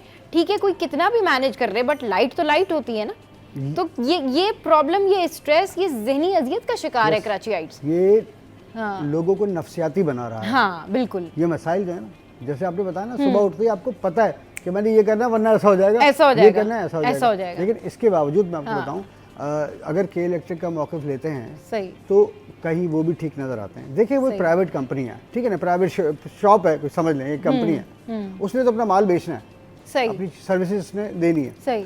उनकी शिकायत ये है कि जी हमारे यहाँ बिजली की जो चोरी है वो है। अच्छा, और ये बात मैं भी मानता हूँ बिजली की चोरी है, लेकिन जो लोग अपना बिल प्रॉपर भर रहे हैं उनका क्या कसूर है? बेचारे इसमें जो है वो चनों के साथ घुन पिसने वाला जो एक मुहावरा है कहा जाता है, तो उसके साथ ये होता है कि अगर एक एरिया में इस तरह की कोई चोरी हो रही है तो उसके साथ वाला एरिया, अतराफ में चारों तरफ जो एरिया है वो सब डिस्टर्ब रहेगा। सही, इसके लिए कोई मैकेनिज्म ऐसा बनाना चाहिए कि इलेक्ट्रिक कि भाई आप ऐसा कर दें कि भाई जो पे करेगा वो उसकी लाइट नहीं जाएगी। असल में हम उस फरसूदा निज़ाम को खींच रहे हैं, हाँ, जो आज से सालों पहले लगाया गया था। पहले तो फिर तांबे की तार होती थी जी, ठीक है, उसके बाद जब के इलेक्ट्रिक आई तो सब जगह सिल्वर आ गया। सिल्वर की तार में 1 मिनट में आग लगती है, वो यहाँ से लेके अगर वो जो है 15 फुट की भी तार है तो 1 मिनट के अंदर या सेकंडों में जल जाती है वो। अच्छा। तो भाई आपको या तो ये निज़ाम करना चाहिए, जिससे पहले हमने कभी सुना भी था कि भाई ऐसा निज़ाम आ रहा है कि मीटर आपके घर में होगा और चार्ज का कार्ड होगा, तो उस कार्ड में आप पेमेंट अपनी डाउनलोड करें और कार्ड लगा दें, उसके बाद इस्तेमाल करते रहें। सही। भाई ऐसा कोई निज़ाम कर दें। इस तरह का फरसूदा निज़ाम अगर चलता रहेगा तो आप आज यही नहीं पकड़ पाएंगे कि चोर कौन है और सज़ा किसको देनी है और सज़ा मिल किसको रही है। महराज भाई, क्योंकि टाइम थोड़ा सा शॉर्ट है तो मैं चाहूंगी कि आप कंक्लूजन दे दें कि अवाम को अब करना क्या चाहिए। कुछ अवाम की जो 70% या 80% जो रिजर्वेशन है ना, वो यही है कि वो बिल पे करते हैं, लेकिन जो लोग बिल पे नहीं करते, वो चंद लोग हैं, उनके वजह से बाकी अवाम भी पिस रहे हैं। देखिए भाई, ये बात तो खैर जाती वाली है कि अगर हम बिल पे कर रहे हैं और अगर हमारे पड़ोस वाला बिल पे नहीं कर रहा तो उसकी सज़ा हम भुगतें, तो हम दूसरे की सज़ा क्यों भुगतेंगे? सही। भाई दुनिया भर में कानून है, ऐसा कोई कानून तो नहीं होता ना कि भाई अगर मेरे बराबर वाले को गलती की तो उसकी सज़ा मैं भुगतूंगा। इसके लिए सबसे बेहतर हल ये है कि ये इस तरह के कोई मीटर्स जो है रिचार्जेबल मीटर लगाएं और उसमें बाकायदा जो है वो कार्ड वाला सिस्टम हो और जिसको बिजली इस्तेमाल करनी है वो कार्ड में अपना लोड करवाएगा और पेमेंट करेगा तो बिजली इस्तेमाल कर लेगा, वरना नहीं कर सकेगा। ये जो तार वाला सिस्टम है आपको ये ख़त्म करना होगा और ये जो चोरी वाला सिस्टम है ये उसी वजह से है। और इसमें माजरत के साथ कि इलेक्ट्रिक के कुछ मुलाजमीन मुबैना तौर पर वो भी मुलविस होते हैं, वरना ऐसे कुंडा कोई भी नहीं डाल सकता। सही। तो अब ये कि इसके लिए इनको थोड़ा सा सोचना पड़ेगा, ये नए मीटर्स और डिजिटल मीटर्स देने के बजाय कुछ ऐसा निज़ाम करें कि भाई चोरी का मामला ही ख़त्म हो जाए। चोरी का लेकिन ये जानबूझ के ऐसे मामला को छोड़ देते हैं कि जिसमें हम उलझे रहें और डिप्रेस्ड रहें और जहनी मरीज बनते रहें। तो इसके लिए पब्लिक को भी सोचना होगा, जो चोरी कर रहे हैं उनको भी सोचना होगा और साथ साथ में उस कंपनी को भी सोचना होगा जो कंपनी इतने बड़े कराची को, मेगा सिटी को चला रही है और दावा करती है कि हमारे पास वाफिर मिकदार में बिजली है मौजूद, बिजली की कोई कमी नहीं है। सही। ठीक है ना? तो भाई तरीक़ेकार में कोई तब्दीली ले आए, कम से कम चोरी कुछ कम होगी तो उन लोगों को रिलीफ मिलेगा जो लोग बेचारे अपना जो है जेब काट कर, तन काट कर, पेट काट कर जो है आपका इतना भारी भारी बिल भर रहे हैं। भारी बिल भर रहे हैं। चलिए जी, बहुत शुक्रिया महराज भाई हमारे शो पर आए। शो में हम वक्त एक ब्रेक का, ब्रेक के बाद वापस आएंगे, हेडलाइंस होंगी और हेडलाइंस के बाद करेंगे आपकी दिल की बातें, खाने पीने की बातें, फैशन ट्रेंड्स की बातें। हमारे साथ रहिए। Welcome back. तो भाई अब कुछ बात करते हैं हम कि जो दावतें होती हैं और जो बारबेक्यू आजकल चल रहा है कि आप देखें कि हर सैटरडेज़ को, हर रोज़ाना शाम को किसी ना किसी के यहाँ बारबेक्यू है। तो बारबेक्यू किस तरह का होना चाहिए, मेहमानों को आप क्या डिशेस खिला सकते हैं, बारबेक्यू से पहले कौन सा स्टार्टर जो है वो सर्व किया जा सकता है, टिक्के हों या फिर दीगर डिशेस हों, तो टिक्का कितनी तरीक़ों से बनाया जा सकता है, बारबेक्यू के साथ आप मज़ीद और क्या कर सकते हैं, अगर आप बारबेक्यू नहीं कर रहे हैं और नॉर्मल दावत आपने रखी हुई है तो किस तरीके से आप अपने मेहमानों को कौन कौन सी डिशेस बना के खिला सकते हैं। क्योंकि जिस तरह से बहुत सारी चीज़ों का फैशन इन होता है ना, उस तरीके से बहुत सारी डिशेस का भी फैशन इन होता है। लोग क्या करते हैं, अगर उनकी ज़बान को कोई चटखारा लग जाए ना तो वो वही डिशेस बार बार खाना पसंद करते हैं। आजकल कौन सी डिश सबसे ज़्यादा पसंद की जाती है, ये सारी बातें जानते हैं हम शेफ़ साइमा से। अस्सलाम वालेकुम, वेलकम टू द शो। कैसी हैं आप? मैं ठीक ठाक। ईद कैसी गुजरी? बहुत ज़बरदस्त और बहुत मसरूफ़ एज़ यूजुअल। सही। और क्योंकि इस ईद पे ज़्यादा आपको पता है खाना बनाने पर फोकस किया जाता है, गोश्त बांटने से लेके। सही। तो बस इसी तरीके से हमारी तो किचन में गुजर गई। किचन में गुजर गई। अच्छा साइमा, ये बताएं कि बारबेक्यू कितनी तरीक़ों से बनाया जा सकता है और कौन कौन सी ऐसी डिशेस होती हैं जो मेहमानों के लिए आप सर्व कर सकते हैं, रख सकते हैं? ठीक है, देखें बारबेक्यू की अगर हम बात करें तो अब बहुत आसानियाँ आ गई हैं हमारे पास। बहुत सारे लोग जो हैं वो बारबेक्यू का पूरा सेटअप नहीं कर पाते हैं कि भाई कोयला जलाना है, बहुत एक हेज़ल हो जाता है। तो उसके लिए आजकल ना इलेक्ट्रिक ग्रिल्स आ गई हैं जो आप घर में रखें और इलेक्ट्रिक पे उसको आप ऑन करके यानी एज अ चूल्हा या स्टव आप उसको यूज़ करें और जो भी आपका मैरिनेटेड मीट है आप उसको ग्रिल करें। क्योंकि बाहर के मुल्कों में तो वही चीज़ यूज़ की जाती है, वहाँ तो कोयले वगैरह का इस्तेमाल नहीं होता ना कि आप गैस पे कोयले जला रहे हैं और फिर तो वहाँ जैसे इलेक्ट्रिक की सारी ग्रिल्स यूज़ की जाती हैं, वही फैशन अब पाकिस्तान में भी आ गया है अगर आपने लेस हेज़ल फ्री काम करना है। लेकिन समटाइम्स ये होता है कि बहुत सारे लोग अपार्टमेंट में रह रहे होते हैं, ठीक है, वहाँ पर भी आपको बहुत मौके नहीं मिलते हैं कि आप प्रॉपर बारबेक्यू का इंतज़ाम जगह नहीं होती, कंजस्टेड होता है जी। तो उसके लिए फिर हम जो टेक्निक यूज़ करते हैं ज़्यादातर वो ये है कि मैरिनेटेड जो भी आपका मीट का पोर्शन है उसको आप चूल्हे पर, जो घर के नॉर्मल चूल्हे हैं, और फैला हुआ अगर आपके पास बर्तन है तो उसमें रख के आप उसको जो है वो ग्रिल भी कर सकते हैं, कुक कर सकते हैं, और आखिर में आप उसको, उस मैरिनेटेड मीट को या तो आप पहले कोयले का स्मोक दे दें, ठीक है, ताकि उसमें कोल फ्लेवर आ जाए, या आप आफ्टर कुकिंग भी जब वो पक जाए तो आपने उसको कोयले का एक स्मोक दे दिया, तो उससे बहुत अच्छा फ्लेवर हो जाता है उसके अंदर, यानी जज्ब हो जाता है मीट्स में। तो ये कुछ ऐसे टेक्निक्स हैं कि जब हम अगर बात करें कि बहुत बड़ा सेटअप अगर आप नहीं कर पा रहे हैं, घर में जगह नहीं है, तो फिर आप यूज़ करें अपना चूल्हा, और बड़े बर्तनों में रख के आप आराम से उसको कुक कर सकते हैं। सही। अच्छा, ये बताएं कि आज अभी आप ये जो बना के लेके आई हैं, ये क्या डिश आप बना के लेके आई हैं, ये ज़रा हमें बताएं, ये ज़रा दिखाएं कि अगर कैमरामैन इसको फोकस करें तो ये दिखाएं, ये क्या है साइमा? जी, मेरे पास मैंने ना थोड़ी सी बोनलेस थाई जो है उसके क्यूब्स थे, तो उसको मैंने मलाई बोटी, आपको पता है मलाई बोटी आपको भी पसंद होगी यकीनन, क्योंकि जब हम लोग रेस्टोरेंट्स में जाते हैं तो सबसे पहले हम चिकन में अगर हमने बारबेक्यू खाना होता है तो बारबेक्यू में लोग मलाई बोटी ज़रूर मंगाते हैं। तो मैंने उसको मलाई बोटी को रेडी किया है, और दूसरी तरफ मैंने चिकन टिक्का के बोटी बोनलेस जो है क्यूब्स बना के वो लेकर आई हूं। एक तरफ जो है वो चिकन टिक्का की बोटी है, दूसरी तरफ जो है वो मलाई बोटी। जी, ये सामने जो आपके बिल्कुल नजर आ रहा है ये चिकन टिक्का है, और उस तरफ जो है वो मलाई बोटी है, राइट। अच्छा, तो थोड़ा सा इसकी रेसिपी बताएंगी आप? जी, मैं आपको बता देती हूँ। देखिए, मलाई बोटी ना बहुत आसान रेसिपी है, इससे आसान बारबेक्यू घर में बन नहीं सकता। आपके पास कोई भी मीट का पोर्शन हो, मगर ज़्यादातर लोग इसको बोनलेस चिकन में ही यूज़ करते हैं। मेरी रिकमेंडेशन होगी कि आप थाई का पीस लें, क्योंकि वो जूसियर ज़्यादा होता है, ठीक है, ड्राई नहीं होता। उसमें मैंने सिंपल वाइट पेपर, सफ़ेद मिर्च, अब अगर ये मैं 300 ग्राम लाई हूँ तो मैंने इसमें 1 टीस्पून सफ़ेद मिर्च डाली थी, 1 टीस्पून ही मैंने ज़ीरा पाउडर का इस्तेमाल किया है। इसके अलावा मैंने इसमें 1 छोटा चम्मच 1 टीस्पून ग्रीन चिली पेस्ट डाला है, ताकि इसमें थोड़ा सा किक आए, क्योंकि सफ़ेद मिर्च बहुत तेज़ नहीं होती। तो 1 टीस्पून, ये ऑप्शनल है, अगर आप डालना चाहें तो आप ज़रूर ऐड करें, नहीं डालना चाहें तो दैट्स ओके। उसके बाद मैंने इसको मज़ीद टेंडर करने के लिए पपीता वगैरह नहीं डाला है। मैंने क्या यूज़ किया, दही 2 चम्मच, 2 चम्मच मेयोनेज़ डाली मैंने, और 2 ही चम्मच क्रीम, राइट, ठीक है, नमक टू टेस्ट। इसको मैंने मैरिनेट करके फॉर 3 to 4 आवर्स छोड़ दिया। यानी सुबह अगर मैरिनेट कर दिया और रात में आपने बनाना है, और एक पैन में मैंने इसको, अच्छा, फिर मैंने जब इसको मैरिनेट कर दिया था तो ही मैंने सुबह इसके अंदर कोल का स्मोक दे दिया था। अच्छा, ठीक है।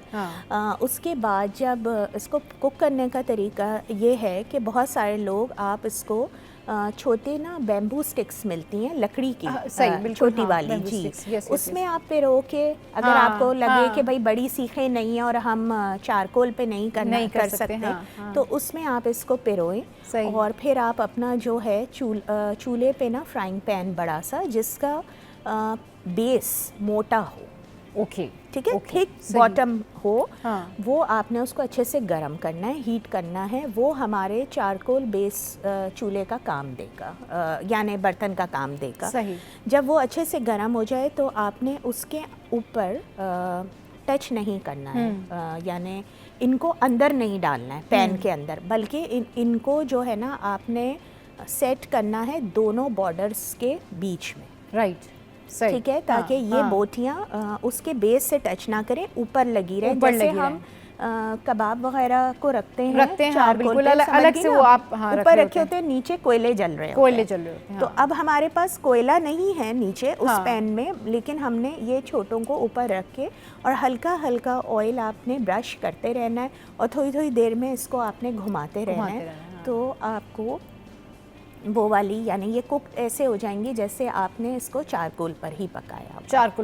अच्छा साइमा, ये बताएं कि ओवरऑल, चलिए ये तो आपने रेसिपी बताई कि मलाई बोटी इस तरीके से बनती है, ओवरऑल क्या हो जब आप ये देख रहे होते कि भाई अब ये सीज़न है बारबेक्यू का, हर चीज़ होती है ना कि कभी बारबेक्यू का सीज़न है, कभी लोग बिरयानी ज़्यादा खा रहे होते हैं, कभी हलीम का जो है वो सीज़न ज़्यादा होता है, इस सीज़न में अगर आपने बारबेक्यू रखा है तो अगर आपके 10 गेस्ट ऐसे हैं जो बारबेक्यू पसंद करते हैं तो 2 को कुछ और खाना है, बिल्कुल अगर आपकी चच्ची को कुछ और पसंद है तो खाला को कुछ और पसंद है। ऐसी कौन सी डिश होती है जो सब शौक से भी खा लें और वो एक प्रेजेंटेबल भी लगे कि हाँ यार दावत में ये आप रख सकते हैं?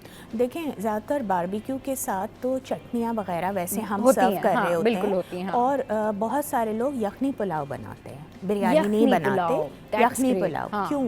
यखनी पुलाव हम इसलिए बनाते हैं क्योंकि उसमें मसाला जात कम होते हैं, हाँ। वो थोड़ा लाइटर टोन की लाइटर हाँ। उसमें होता है, मसाले बहुत नहीं होते, तो आप उसको बारबेक्यू के साथ विद और विदाउट, यानी आप उसको ऐसे ही भी खा सकते हैं। यखनी पुलाव की अगर हम बात कर रहे हैं, जिनको नहीं पसंद बारबेक्यू वो यखनी पुलाव खाएं।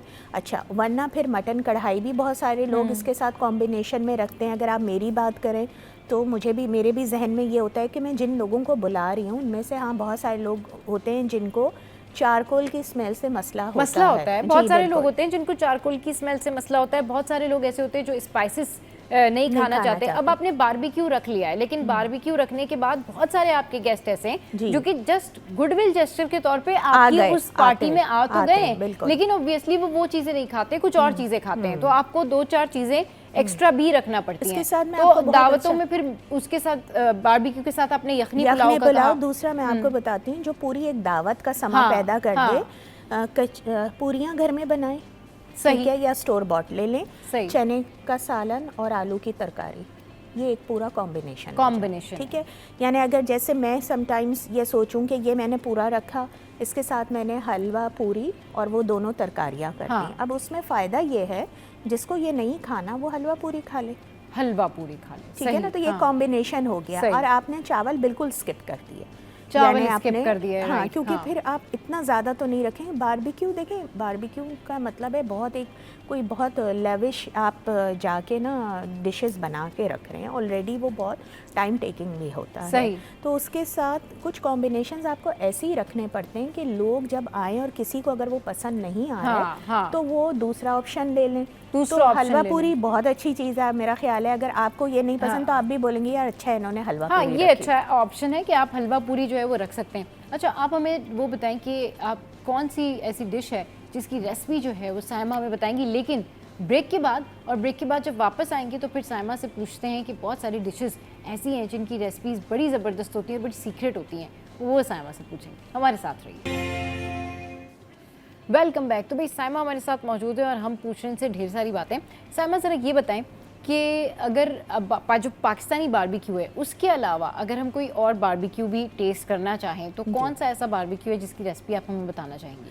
हाँ, देखें, मुझे पर्सनली जो है ना लेबनीज़ कबाब बहुत पसंद है। और वो मुझे इसलिए पसंद है, एक तो पाकिस्तान में उनका ट्रेंड भी बहुत हो गया लेबनीज़ फूड का, ऑल्दो वो उसको पाकिस्तानी टच के हिसाब से पेश करते हैं, लेकिन फिर भी वो माइल्डर साइड पे होते हैं, इनमें स्पाइसेस बहुत कम जाते हैं। क्योंकि अगर हम मिडिल ईस्ट की बात करें तो वहाँ पे गोश्त के फ्लेवर को ज़्यादा इन्हेंस किया जाता है, ना कि मसालों को। यानी मसाले लोअर साइड पे रहते हैं और गोश्त का फ्लेवर निकल कर आना चाहिए। तो वो कहते हैं कि गोश्त जो है ना वो टेस्टी होना चाहिए। बिल्कुल। तो लेबनीज़ कबाब की मैं आप लोगों को बताती हूँ रेसिपी। 500 ग्राम आप कीमा ले लें, ठीक है, चाहे वो आप चिकन का ले लें चाहे आप बीफ का ले लें, और उस कीमे में थोड़ा सा फ़ैट ज़रूर शामिल कराएं। 10% फैट हो या 20% फैट हो, ठीक है, चर्बी जी, लीन बीफ ना लें, सही। अच्छा, उसके बाद आपने उसमें जो है प्याज को कद्दूकश करना है। एक प्याज ले लें, कद्दूकश करके उसको उसका पानी निकालना है हमने प्याज का, ठीक है। अच्छा, उसका पानी हमने छन्नी में डाल देंगे प्याज को, उसका सारा पानी निकल जाएगा। फिर उस प्याज को हमने कीमे में मिलाना है और इसके बाद हमने 1 टीस्पून क्यूमिन पाउडर डालना है। ज़ीरा पाउडर की बात हो रही है, बहुत थोड़ी सी काली मिर्च आप ऐड कर दें, और जितने भी हमारे ग्रीन हर्ब्स हैं लाइक पुदीना हो गया, पार्सले मिलता है यहाँ पर, वो भी आप डाल सकते हैं, पुदीना, धनिया, पार्सले और हरी मिर्च। अगर आपने थोड़ा सा उसको किक देना है स्पाइस का, और उसको आपने चॉप करके, हर चीज़ चॉप करके इस कीमे में जाएगी। नमक, जीरा करना है, प्याज को भी प्याज का पानी निकाल प्याज दिया का पानी जी। निकाल, हाँ। अच्छा, प्याज का पानी निकालने का मकसद ये होता है कि जब आप कीमे में उसको मिक्स करेंगे और जब आप उसको सीखों में पिरोएंगे तो वो कुक होते हुए गिरेगा नहीं, टूटेगा नहीं, कबाब नहीं टूटेगा। राइट। ठीक है, अगर हम प्याज को पानी के साथ डाल देंगे, वो अच्छा से स्क्वीज नहीं हुआ होगा तो आपके कबाब टूट जाएंगे। लोगों को बहुत शिकायत आती है इस चीज़ में, तो वो इसलिए आती है क्योंकि उन्होंने प्याज के पानी को अच्छे से निकाला हुआ नहीं होता। सही। ठीक है, इसके बाद इसमें वो थोड़ी सी हीक सी भी होती है उसमें, हीक सी भी होती है जी। और लहसुन को भी यानी फ्रेश लहसुन लें, उसको भी चॉप करके इसमें डालें। लेबनीज़ में सारा कुछ चॉप होके जाएगा, कोई चीज़ पेस्ट फॉर्म में नहीं जाएगी, तभी उसका फ्लेवर बहुत अच्छा से आता है। सही। अच्छा, एक चीज़ मैं आपको और बताऊं सबा, जो हम लोग मिडिल ईस्टर्न खाने होते हैं उसमें कबाब्स वगैरह में ज़ीरा powder is a must ingredient. क्यों?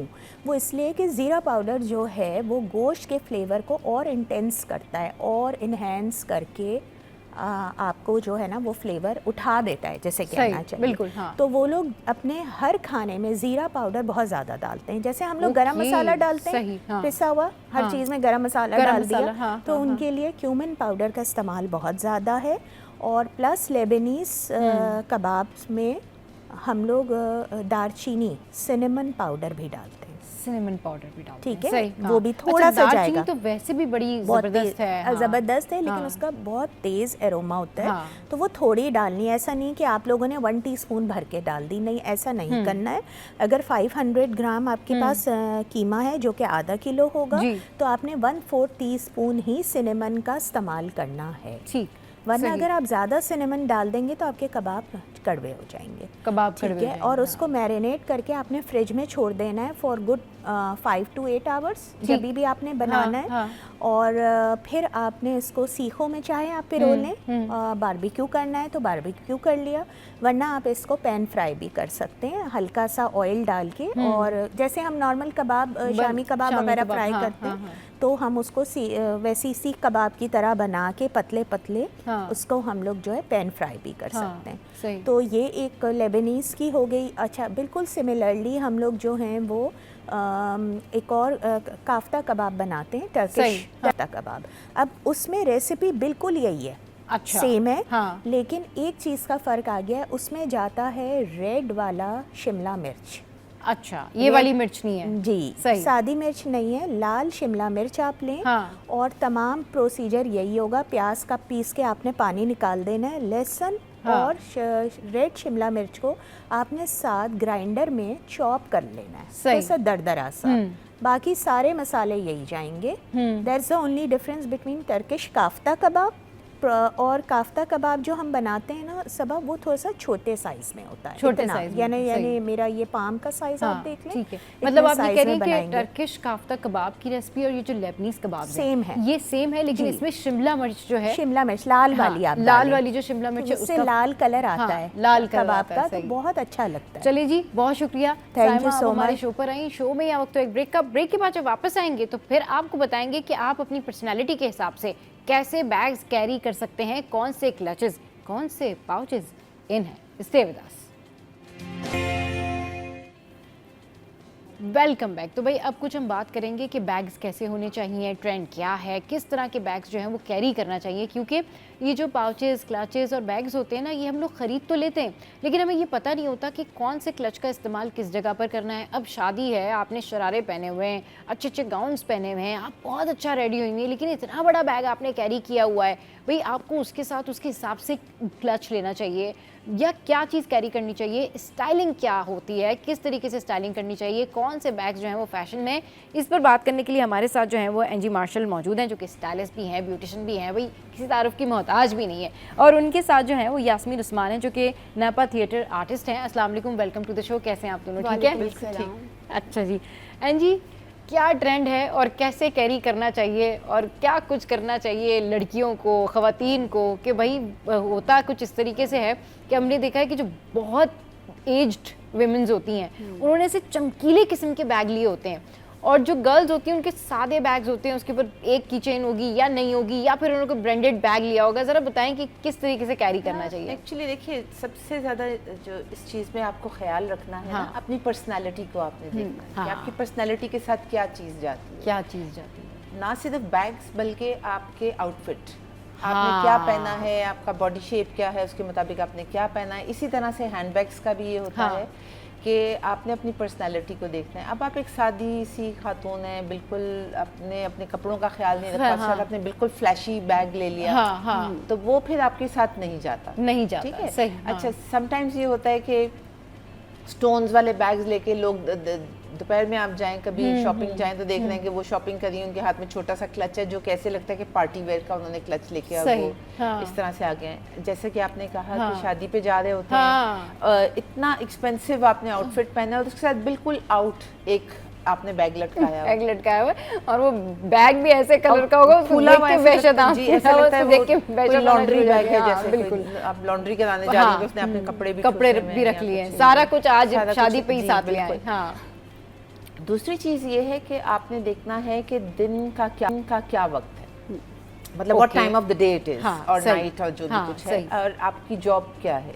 अगर आप कॉर्पोरेट में काम कर रहे हैं, ऑफिस में काम कर रहे हैं और आप एकदम से एक गोल्ड कलर का बैग चले जाते हैं जिसके ऊपर राइनस्टोन्स भी लगे हुए हैं, चेनें भी लगी हुई हैं, बहुत कुछ उसके ऊपर हो रहा है, डिस्को टाइप का बैग। हाँ, डिस्को टाइप का बैग है, तो वो ऑब्वियसली फिर इट्स नॉट अप्रोप्रिएट। सही। When you working in an office और कॉर्पोरेट सेक्टर में जब आप काम कर रहे होते हैं तो आपका एक ड्रेस कोड होता है, आपका एक डेकोरम होता है, हर चीज़ का एक कायदा कानून होता है, हाँ बिल्कुल, और वो आपकी पर्सनालिटी को भी तो जाहिर करता है ना, लोग जज करते हैं भाई, हाँ, आपके प्रोफेशनलिज्म को वो रिफ्लेक्ट करता है। सही। सो इट्स वेरी इंपॉर्टेंट कि आप मौके की मुनासिबत से, जगह की मुनासिबत से हर चीज़। अब जैसे आप बीच पे जा रहे हो तो आप पार्टी बैग तो नहीं लेके जाओगे, आपके पास एक बीच बैग होना चाहिए, बीच बैग होना चाहिए, हाँ बिल्कुल ठीक है, सही। और इनफैक्ट आपका ड्रेस भी वैसे ही होना चाहिए जो आपके, जब आप बीच पे जा रहे हैं तो वो कॉम्प्लीमेंट भी करे, ताकि आप पिक्चर्स भी लगाएं तो कोई आपको ये तो नहीं कहे कि आप क्या मतलब सौदा लेने बाजार गए हुए थे या बीच पे गए हुए थे। तो ये चीज़ें होनी चाहिए। बैग्स जो होते हैं वो आपकी पर्सनालिटी को बहुत ज़्यादा एनहांस करते हैं। अच्छा, अब चलें, ये तो होगी कि ऑफिस जाने वाले लोगों को किस तरीके से बैग्स वगैरह इस्तेमाल करने चाहिए। ये बताएं कि अब एक नॉर्मल खातून है जो कि जिन्होंने कहीं एक मिलने जाना है, किसी के घर भी जाना है और बस उनको रैंडम किसी रिश्तेदार के जाना है, अब वो क्या होता है कि 2, 3 या 4 बैग्स की कलेक्शन होती है जो कि सेम बैग्स होते हैं, उसमें कुछ अलग नहीं होता। 4 बैग तो किसी के पास नहीं होते। I personally think there is at least minimum of 6-7 bags everybody has. हाँ सही, मैंने मतलब मिनिमम करके कहा ना कि हाँ, ऐसे भी हैं जिनके पास सिर्फ एक ही बैग होता है, एक ही बैग होता है, मतलब आपके उस पर भी डिपेंड करता है कि आप अफोर्ड कर सकते हैं या आपको शौक ही नहीं है। 10 रीजंस होते हैं, 10 रीजंस होते हैं, लेकिन मोस्टली इतने तो होते हैं कि एक क्लच भी होता है, एक छोटा सा वो उर्दू में क्या कहते हैं, वॉलेट टाइप, बटवा जिसको कहते हैं, बटवा, हाँ सही, जिसको कहते हैं, कोई एक आध पाउच टाइप कोई चीज होती है, हाँ सही।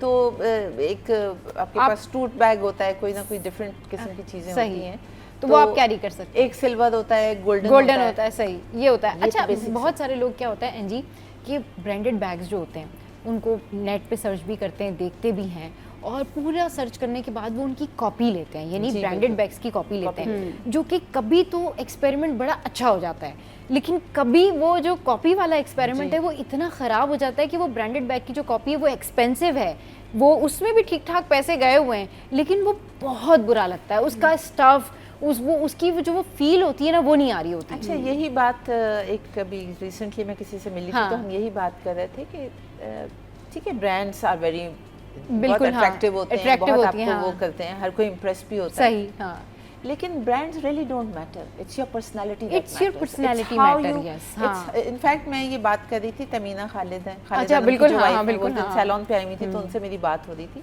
तो हम ये कह रहे थे कि it's not about what you wear, सही, मतलब कि कौन सा डिजाइनर पहना हुआ है आपने या कौन सा आपने बैग लिया हुआ है, सही, कौन से ब्रांड का है, how expensive it is, it's how you carry it, how you carry it. ये मैंने ये शलवार कमीज पहना हुआ है, अब इसके साथ अगर मैंने हील्स कोई अच्छे पहने हुए हों तो इसको मैं ड्रेसअप कर सकती हूँ, इयररिंग्स में डिफरेंट पहन लें, ठीक है, इसके साथ मेरा अप्रोप्रिएट बैग होगा तो मैं एकदम से कैजुअल से मैं स्मार्ट कैजुअल पे आ सकती हूँ, थोड़ा सा फॉर्मल लुक भी दी जा सकती है, सही कह रही हैं। So it's not about the product, it's about कि आप की अपनी पर्सनैलिटी आप कितने कॉन्फिडेंस के साथ कैरी करते हैं किस चीज़ को।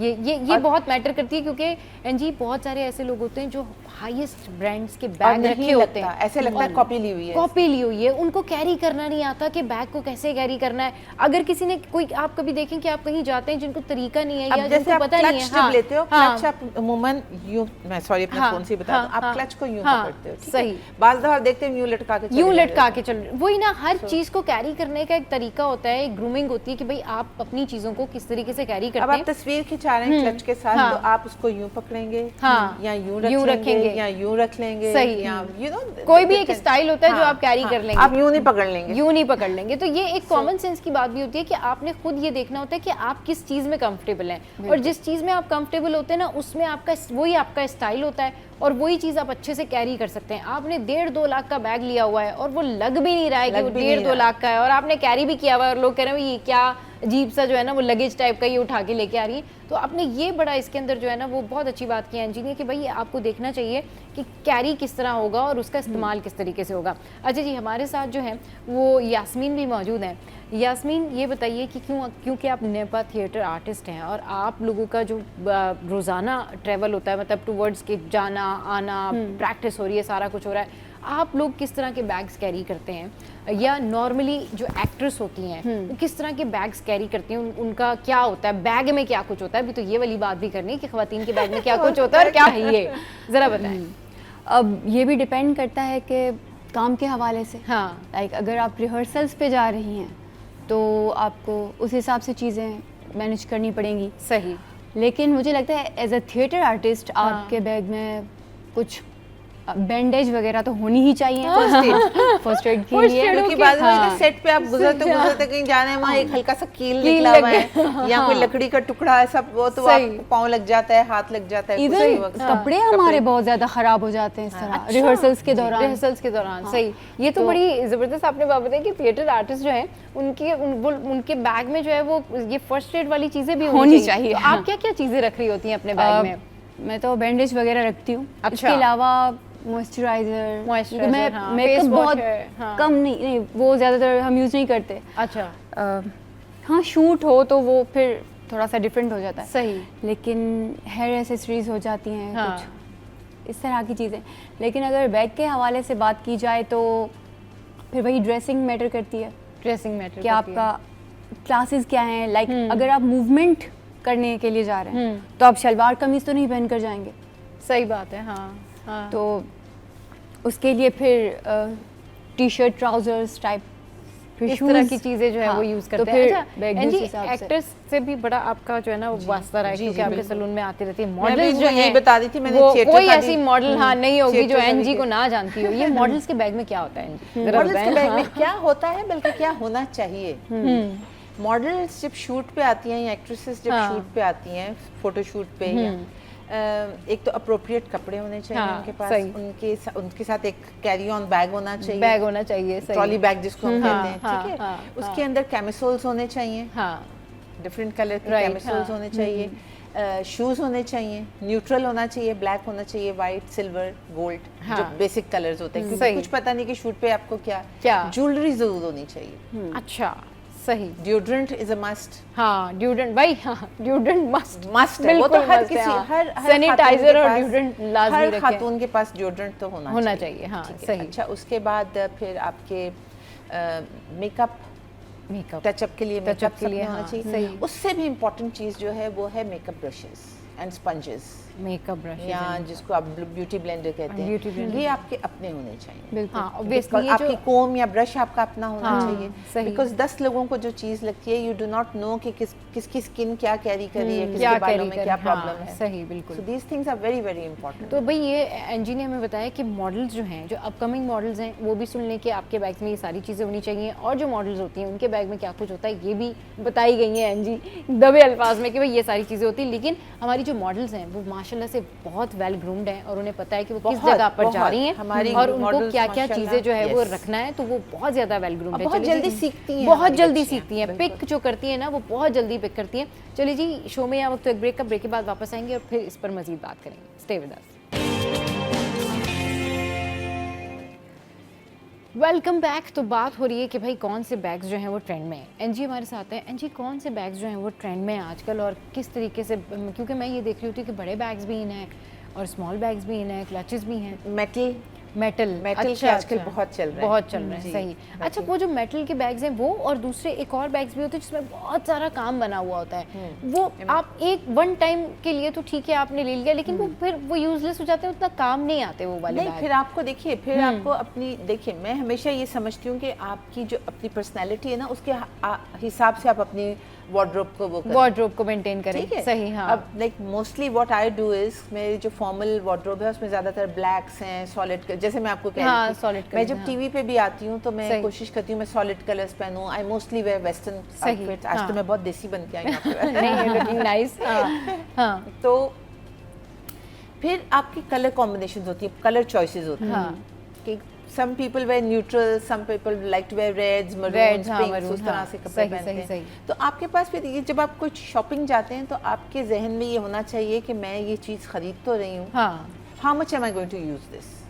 राइट। एम्ब्रॉयडर्ड बैग्स भी जो हैं मेरे पास भी हैं इस तरह के, वो बीड्स के साथ, फिर वो थोड़ी देर से बाद बस यूजलेस से होने लग जाते हैं वो वाले बैग। फिर आपको फिर अपने जहन में रखना है कि मेरे पास वो चीज़ पड़ी है, तो मैं ये जो शॉपिंग कर रही हूँ इस वक्त, तो विल दिस कॉम्प्लीमेंट दैट? सही, ये है इशू कि वो उसको कॉम्प्लीमेंट करेगा या कॉम्प्लीमेंट नहीं करेगा। अच्छा, शरारों के साथ और गाउन्स के साथ आजकल सेम जो स्टफ है, जो कपड़ा होता है शरारे का, उसी का वो बैग बना होता है, वो अच्छा, वो बड़ा अच्छा लगता है, पाउच बना होता है। और साड़ियों के ऊपर क्या कैरी करना चाहिए? साड़ियों के साथ यूजुअली आई फील के क्लच अच्छा लगता है। क्लच अच्छा लगता है ना। तो देखिए, आपने वो बैग भी लटकाया हुआ है, साड़ी का पल्लू भी, साड़ी के ऊपर जिन्होंने बैग लिए हुए हैं बहुत अजीब लग रहा होता है। बैग हैंग कर रहा है, बड़ा सा बैग आपने लिया हुआ है। सही। I normally prefer a clutch जो है ना वो होना चाहिए प्रेफरेंस पर। अच्छा जी, आप बताएं यास्मीन कि आप, क्योंकि आप थिएटर आर्टिस्ट भी हैं, एक्ट्रेस भी हैं, आगे टीवी पर भी आएंगी, यूजुअली आप क्या सजेस्ट करेंगी लड़कियों को, उनको ही नहीं जो सिर्फ थिएटर से ताल्लुक़ रखती हैं, नॉर्मल जो हैं, जो आम आवाम है हमारी, के भाई बैग्स में यूजुअली क्या होना चाहिए एक लड़की के बैग में? क्योंकि कुछ ऐसी चीज़ें होती हैं ना जो आप रखते हो, किसी को बताते भी नहीं, वो आपकी सेफ्टी के लिए होता है। हाँ, बिल्कुल राइट। वो क्या चीज़ होती है? अभी हम यही डिस्कस कर रहे थे कि अक्सर, क्योंकि आजकल तो हम खुद चाहते हैं कि हम किसी पे डिपेंडेंट ना रहें। हाँ, सही।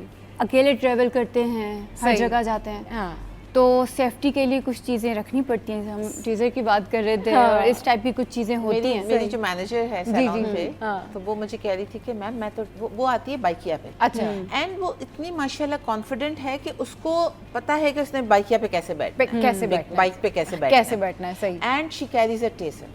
तो वो मुझे वैसे कह रही भी थी मैं आपको safety भी के ला लिए- दूं। हाँ। मैंने क्या करना I drive my self. She said नहीं मैम, क्योंकि पता है क्या, जब हम ये बात करते हैं ना कि खवातीन के बैग में क्या होता है, उसका मकसद ये एक्चुअल में ये होता है कि भाई उनके पास कोई सेफ्टी के लिए या क्या चीज़ होती है, क्योंकि वो अकेले जा रही होती हैं, अकेले आ रही होती हैं।